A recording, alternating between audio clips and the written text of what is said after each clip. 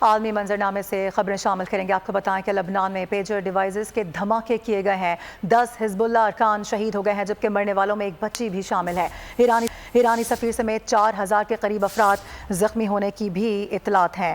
آپ کو یہ بتائیں کہ 400 کی حالت تشویشناک بتائی جا رہی ہے۔ ایرانی سفیر مجتبی امینی کی ایک آنکھ ضائع ہو چکی ہے۔ عرب میڈیا کے مطابق موساد نے حزب اللہ کے زیر استعمال 5000 پیجز دھماکے نصب کیے تھے۔ ساتھ ہی آپ کو یہ بتائیں کہ ڈیوائسز میں انتہائی تباہ کن کیمیائی مواد پیٹن نصب تھا۔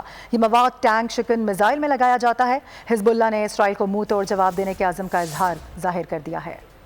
اسرائیل کا حزب اللہ پر نئے انداز کا حملہ، باہمی رابطوں کی ڈیوائس کے ذریعے دھماکے کر دیے۔ جنوبی لبنان بیروت میں حزب اللہ اراکین کے پیجرز میں دھماکوں میں کم از کم درجن بھر افراد شہید اور 2500 سے زائد زخمی ہو گئے۔ تقریباً 200 افراد کی حالت تشویشناک ہے۔ لبنان میں ایرانی سفیر مجتبی امانی بھی زخمی ہوئے۔ حزب اللہ نے بیان میں کہا ہے کہ شہریوں کو نشانہ بنانے والی اس مجرمانہ جہریت کا مکمل ذمہ دار اسرائیل ہے۔ فلسطینیوں کی مزاحمت کی حمایت جاری رکھیں گے۔ دشمن کو اس فعل کی سزا دی جائے گی۔